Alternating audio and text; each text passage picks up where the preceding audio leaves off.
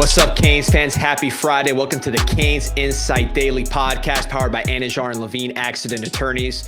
A lot to talk about today. Got a huge visit weekend. Also going to get into a tweet that got me a little fired up. We will get into all of that. First, want to shout out our friends at Anijar and Levine Accident Attorneys. If you or someone you care about has been injured in an accident, you could be entitled to significant compensation. 1-800-747-FREE, 1-800-747-3733. Take back control of your life with Anijar and Levine. So, Pete, jump in here. I saw a tweet yesterday that got me a little upset. It was getting the group chats a little bit of traction, and I wanted to make sure we addressed it on this podcast. It was by some guy I never heard of out of Oklahoma State. Pull up the tweet if you can. I don't know his name, but what's his name here? Robert Allen. Robert Allen, the voice of Oklahoma State football. I'll play the clip here, D. Miami. I wouldn't root for Miami if they were playing the Kremlin. That's the most tampering, cheating institution out there in the NIL era. I mean, Nick Martin, they hammered Nick Martin more than they hammered Ollie Gordon. Nick Martin finally, y'all quit calling me. And so that's where some of it came from. You know, I don't know if there were, I don't know any other I can name by school, but no, Ollie Gordon got hit on. Nick Martin got hit on a lot more. All right, D, your thoughts on what we just heard right there. I thought this tweet was very rich coming from Oklahoma State because my whole life, Oklahoma State has been completely irrelevant. Jimmy Johnson left Oklahoma State to come to Miami because he wanted to be with a real program that actually competed for championships. So Oklahoma State's always been completely irrelevant. Then 2006, T. Boone Pickens donates $165 million to Oklahoma State, biggest donation in the history of college athletics, and they start winning a little bit. Now you got Miami spending money again, and this guy comes on and says that Miami's cheating because they're paying players, because they're spending money. Apparently, when you buy wins and you have a Southern accent, it's okay. But when you're Miami doing it, you're cheating. That's what I'm hearing from this guy. And, you know, this is exactly how you know Miami's coming back, because Miami is hated when Miami is good. So people are starting to feel the momentum. They're starting to hear the footsteps of Miami becoming great again. And then you got people like this guy jumping on, complaining about Miami, complaining about how Miami's spending. So if you're a member of Canes Connection, thank you. If you're not a member of Canes Connection, sign up promo code CIS. Let's keep paying these players. Let's keep spending money, and let's keep making people like this complain about Miami being great again. Let's bring in the hate. Thank you so much, Canes Connection. Let's keep it rolling, and let's keep getting the hate. That's my take on the whole thing. Well said, D. I think the only thing worth a lick in Stillwater is the golf program over there. So we don't have to worry about the football program very much. Yeah, it's you know, we take coaches from there. You know, I don't really know what else you get from there in Stillwater. But you know, this is Miami. We focus on bigger fish. I'm glad that we're getting some attention from people like this, because again, it's a sign that we are coming back. But let's focus on what really matters, which is the recruiting class and the players who are going to help Miami win another national championship. Big visit weekend lined up, D, and I guess we'll start right off the top here with a guy that's been a real priority for the Miami staff in this cycle. Yeah, I mean, right off the top, a major target, and that is Iosa Epinesa, 6'3.5", 230 pounds, out of Edwardsville, Illinois. That's the St. Louis metro area. 46th player in the country nationally. His brother, AJ Epinesa, of course, was an All-America for Iowa, played with the Buffalo Bills, plays with the Buffalo Bills. Dad graduated from Iowa. I think his another older brother is there now. So huge Iowa ties. But Iosi's looking around, that he has a lot of interest in Miami. Has visited unofficially. As a prospect, this guy's premium. He is on top of Miami's board. 54.7 shot put, 183 discus. This guy's a major throwing athlete on top of what you see on the field, which is the power. It translates the explosive power. You see him blocking kicks. You see him knocking guys back. He's polished just like his brother. Polynesian, which you can't get enough of, has some family ties to Joe Salavea. He's visited Iowa, of course, Missouri, which is the local school, Penn State and Utah, but Miami's a major contender, and this is a big time priority. Miami's going to look to make a move this weekend. Yeah, Dean looks very polished as a pass rusher, just like his brother was. His brother actually slipped in the draft because he wasn't a great tester, but was an extremely productive player at Iowa, obviously. And you see the same thing here with Eosi. He knows how to use that size, right? A lot of times with these young defensive linemen who are bigger, they're running in there like a bull in a china shop. He's looking like he actually knows how to use that power, right? And he's setting different things up. We've seen the spin move a couple times here, and then also not just as a pass rusher, but against the run.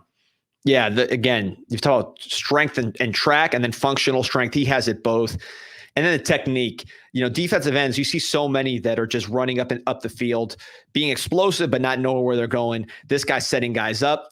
You see, again, look at the hands, look at the finish. He is a true pass rusher with power, the bloodlines, the size.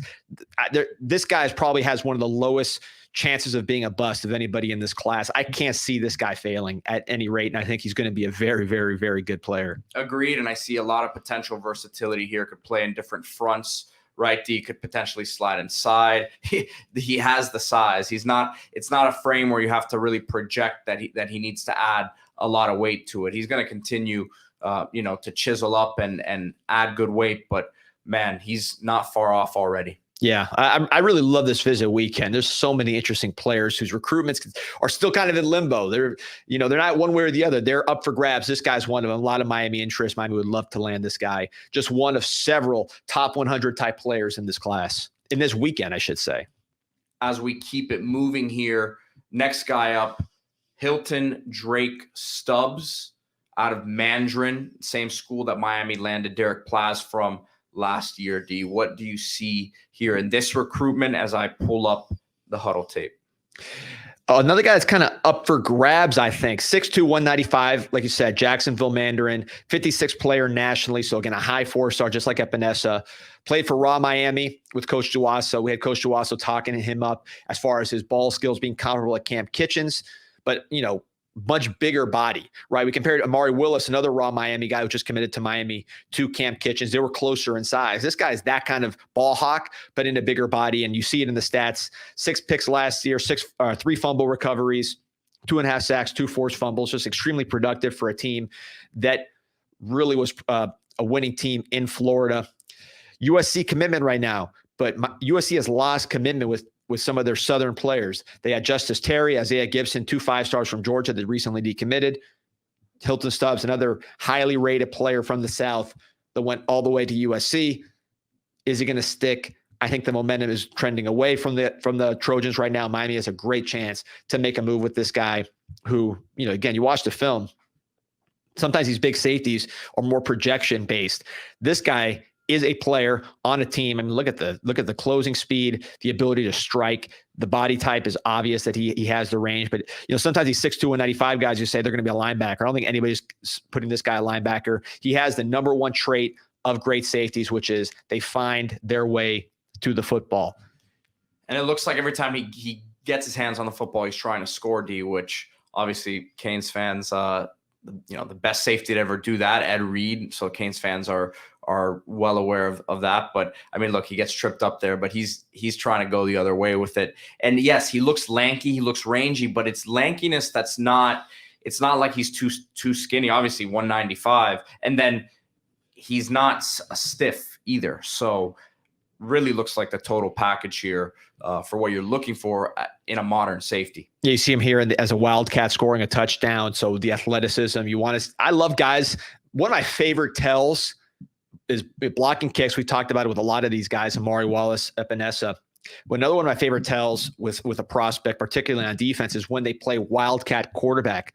I remember Vita Vea, who was a 3-star back in the day, ended up being a top 10 pick. They put his big body at Wildcat quarterback because he was such an athlete. That to me is a sign of trust from your coaching staff. Hey, this guy's going to be smart with the ball. He's going to be athletic with the ball. He's going to be tough with the ball. Just give him the ball and let him work. When you see defensive guys doing that, it is a tremendous sign. And of course, you saw that a little bit with Stubbs here on a very good team at Jacksonville Mandarin. They have Tramel Jones, who's one of the better quarterbacks in the country, just had a strong showing, Elite 11. So you're not taking the ball out of his hands for no reason.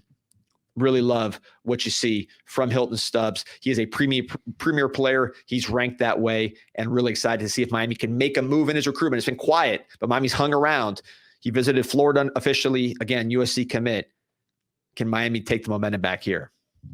All right, D. Next up, S.J. Alafatuli. I hadn't even practiced that one, so I feel pretty good about how it came out. But let's talk about his recruitment a little bit, and I will pull up the tape. Yeah, that was great. 6'3". I don't know if he's that tall. That's what he's listed as. 290, true center, 77th player nationally. So again, these are high 4-star, top 100 players. Big tester, very quick. Looks like a true elite center prospect. Michigan's had him in. They've had some great centers in the past. Nebraska, which has Dominic Raiola, who is a star offensive lineman for the Cornhuskers, another Polynesian, and of course Miami. So multiple Polynesian guys in this class or in this visit. Love to land these guys because, in my opinion, Miami needs a steady pipeline with that demographic. He had an unofficial visit to Miami April 13th. Really liked it. He's had crystal balls to Miami. I'm told it's still very much up in the air. This is a true battle with SJ. Bishop Gorman's been good to Miami. Went and got Brevin Jordan a few years ago. Cyrus Moss didn't work out, but was a Bishop Gorman guy. And, of course, Elijah Lofton last year, who was the star of spring for the Miami Hurricanes. These guys are well coached. They've played against the best teams in the country, oftentimes outperforming where they should be against some of these teams, because they have a lot of talent, but Gorman's not like IMG where every player is going high D1. They're really well coached. They kind of punch above their weight. And when they get a talented guy like this, they get the most of them. So this is someone Miami saw in spring and really, really liked. They already liked him, but sometimes you see these guys in spring and you say, oh, okay, we'll still recruit him, but we're not sure. SJ, they saw him in spring and he went even higher on the board than he already was. So definitely a name to watch. Cortez Smith, another center prospect, interior prospect that Miami really likes. Miami and Georgia for him. He's already visited. They'd love to get at least one of those two to put in the middle. Next up here, a guy that you've been all over for a while, Ben Hanks, and we've had a chance to see him in person a bit. Another raw Miami player who at Booker T has had a chance to face the best of the best down here in South Florida. Yeah, he's ranked as the 111th player in the country, so just outside the top 100. I think he is better than that. I think he's a 5-star type player. 6'1", 170 from Booker T, Washington. And you want to talk about checking all the boxes. Tested well in the 4.4s. We saw him at the Under Armour camp. He was smothering everybody. He played baseball, so he has that multi-sport background. Also ran track, ran the 400. 6 picks, 3 of those being pick sixes, 3 block kicks. So not just somebody who's going to cover and bat the ball down. He's someone who's going to make plays on the ball, as you see here, taking it the other way. He's played top competition at Booker T. Father played college ball, so he has genetics. Again, you see here against Northwestern. I don't see anything about this guy's game that doesn't translate to the next level. Maybe he's a little skinny. Here you see him against Miami Central. Again, these are high D1 receivers, and he is covering them no problem. Doesn't get fooled by the double move, bad throw, finishes with the pick. Love this guy. And I think as he gets weight on, he will be more closer to that 5-star range, top 30 in the country, top 32 in the country than where he is now, 111. Must get for Miami, super high on the board. Miami has struggled to get these premium 5-star type talents locally at the corner position. Go to Pat Surtain, Tyson Campbell, you name it. Miami's had problems at that spot. Jason Marshall went to Florida a few years ago. They need to win these kind of battles, and Ben Hanks would be the perfect first guy. I think they got a great shot here. And he's in there playing offense a little bit as well, D. So you always talk about being able to play both sides of the ball, just showing how good of an athlete he is. And you said it, once he gets some of that weight on, look, he's willing to be physical, he's willing to tackle, but once he adds that weight, I think it's going to help him tremendously. Very, very smooth hips in coverage, especially for his size. And you see, just like Drake Stubbs, the nose for the ball, this guy just picked up a block kick, took it the other way. It's those things that Miami used to always do, making that play. Here he's blocking a punt. We've gotten away from that, particularly with the defensive backs. Our defensive backs used to be pure playmakers. Ed Reed would make plays even when it was gratuitous, like against Boston College when he stole the ball from Matt Walters. That's what we need to get back to. I think Ben Hanks, Stubbs, guys like that really fit that category as a defensive back. So must get for Miami. Next up here, a guy who is currently a Miami commit in Elijah Melendez, but has been kind of testing the waters a bit. Auburn has been in the mix. We've actually broken down his film with Coach Zuck, who we'll be having back on the show next week. But this is a very intriguing prospect, physically gifted prospect at the linebacker position. As you see him actually playing some running back here, and you see his physical ability. Yeah, we talked a lot on this podcast with Coach Zuck and others about linebackers that run the ball. They kind of see the holes in reverse, right? They just have better vision through traffic because of that running back experience and the athleticism. Melendez was hurt as a junior, but clearly has enough on tape to get major offers. 6'2", 225, great length, great athletic ability, 135th ranked player nationally, Osceola High School, Kissimmee, Florida. So that Central Florida area, big factor in this class, as you've seen the 2 Orlando commits that came off the board last week. He's visited Oklahoma, Auburn, Ole Miss. Miami's his last visit. Miami would like him to shut down. They think they can get him to shut it down, and they really want this guy. They have not been turned off by all that. They want to win that battle, keep him, and they expect to keep him and have him in this class. There's a guy that committed in December 16, 2023. I think you had him on the signing day show with Brad Tejeda. So been a long time commit. Miami expects to seal the deal this weekend. Yeah, and he shows flashes of old school Cane linebacker D. But as Coach Zuck said, again, if you have not checked that breakdown out, has some stuff to clean up, but has all the tools to be a really, really good one. And I've seen him in person, legitimate size. I mean, he looks like he could play this season for Miami. Yeah, you see him blowing up blocks. I mean, really got a lot of thump and strike to his game on top of the size. This is what Miami didn't look like at linebacker for several years under Manny Diaz. And now they're trying to stack guys like that every single class. Melendez definitely fits the bill.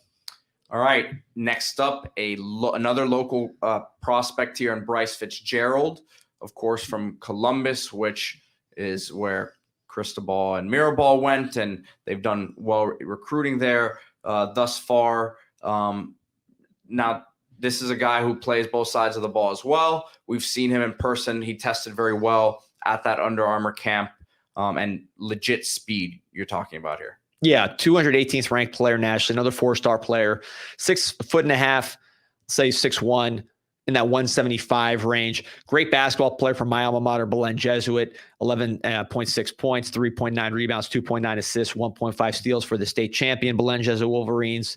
Transferred to Columbus. Maybe the academics of Belen didn't want to deal with that high level, although obviously he was making it, but decided, I guess, he wanted to take it easy a little bit. Don't do that, D. Don't do that, D. Transferred to Columbus. You had a chance to talk to this guy. He could handle anything. Oh, I know he could handle it, but not every. He was there. He was thriving, but not sometimes people want to. You had to go relax get another a little state bit. title and on the football field.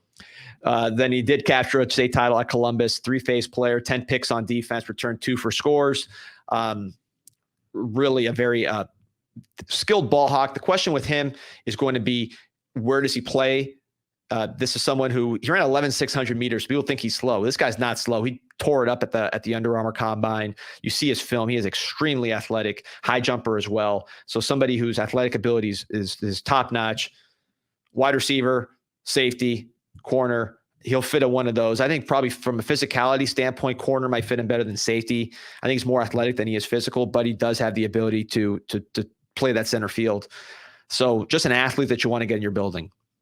Yeah, look, I'm not saying it's the same prospect. They're definitely different. But you remember C.J. Henderson a few years ago. It didn't work out for him in the NFL, but was a top 10 pick based off of the speed really at that position from the same high school. So you got to listen. You've got to win the battles at Columbus for sure. Yeah. By the way, those who may not be from Miami, Belen Jesuit, my alma mater, Pete's alma mater, Columbus, a little bit of a rivalry there. So just some context for that discussion that we just had. Listen, if you want to be a Fortune 500 CEO, you got to come to Columbus. The numbers don't lie. All right, let's go here to the next player up.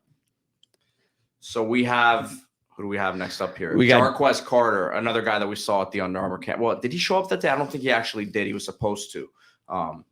I'm not sure if he did or not.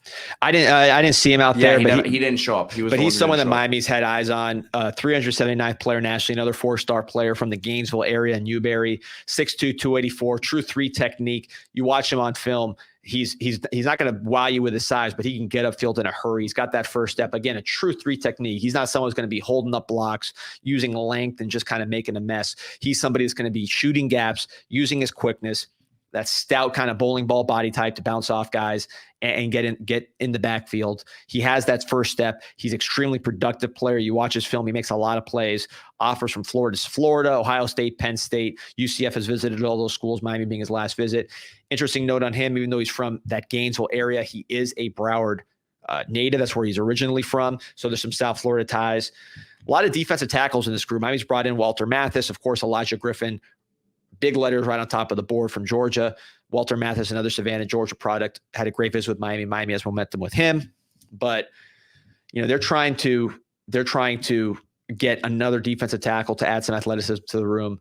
This is one that's visiting. A couple others that we'll talk about here, or one other that we'll talk about here. But this is just defensive tackle you need to cast a wide net, and you need to find guys that can play and try to see what you can sign. This guy's one of them.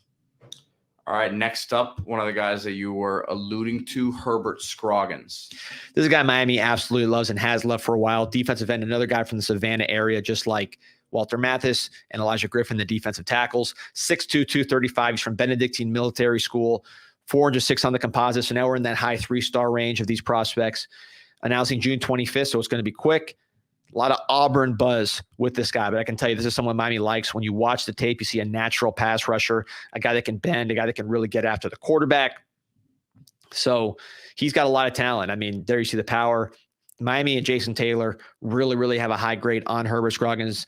Auburn is the leader. A lot of people, he got a lot of Auburn crystal balls after his visit there. So it's going to be tough to beat given his geography, but Miami's going to give it their best shot. And this is somebody that's not like a backup plan by any means. It's just there you see him coming from way out wide in a 2-point stance, relentless to the quarterback. Talk a lot about blocking kicks on the last few podcasts. Here you go again. See that explosiveness blocking the kick. This is a guy that Miami fans haven't talked about a ton, but is somebody that internally is very, very highly graded. Another defensive lineman here coming up, Miami Central's Randy Adarica. We saw him at the camp. Good size on him. D has some inside, outside versatility. And I'm pulling up the clips here. But, again, a proven player in Dade County. Yeah, he's a lot of Brian Pata comparisons just from a size standpoint. He's another Miami Central grad, RIP, to one of a really, really underrated Cane, somebody who would have been an NFL player hands down. 6'3", 275, so that longer body type with some size to him as well.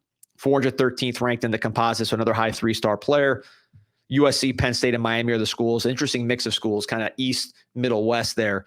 11 sacks as a junior, highly productive. We saw him at camp.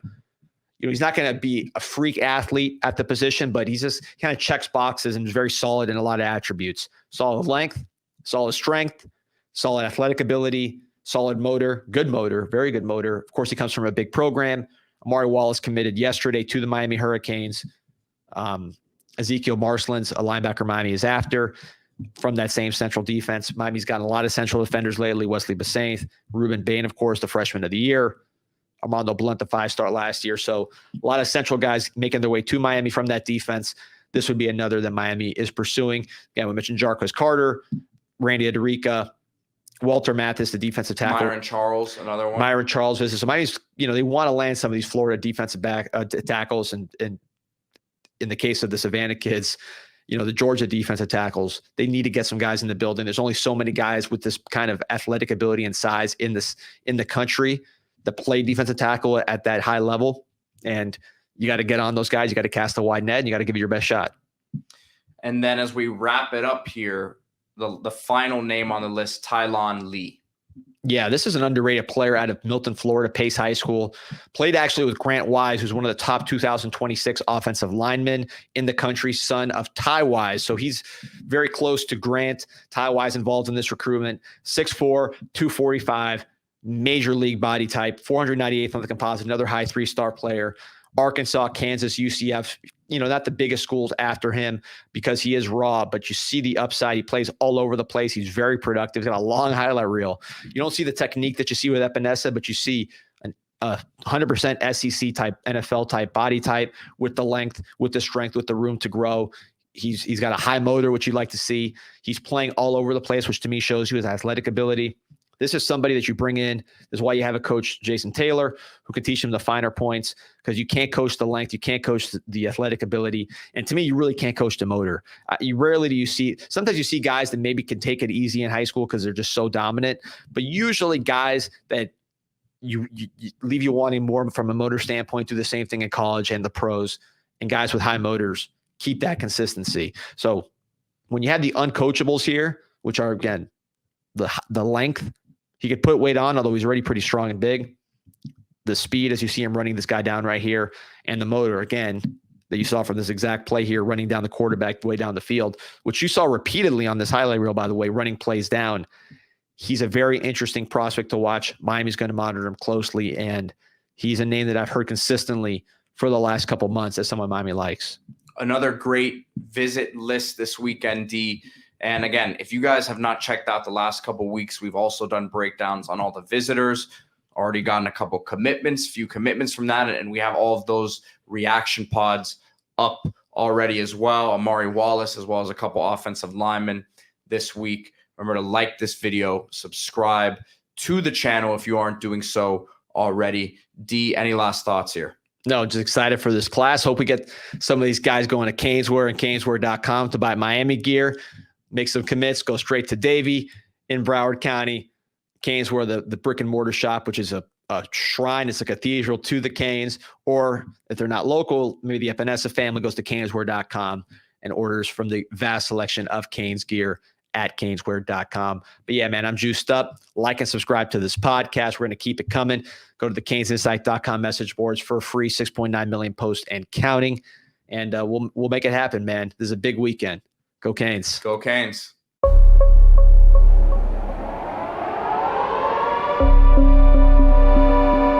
Yeah, this an insight to the Canes, and you know we ain't playing no games. Joaquin said dominate, so that's what we do. Home of the legends and 7th floor crew, down in Miami where hurricanes brew. You here for the rumors, we bring you the news, cause it's all about the you, and nobody do it like CanesInSight. Nobody do it like CanesInSight. Nobody do it like CanesInSight. Nobody do it like CanesInSight.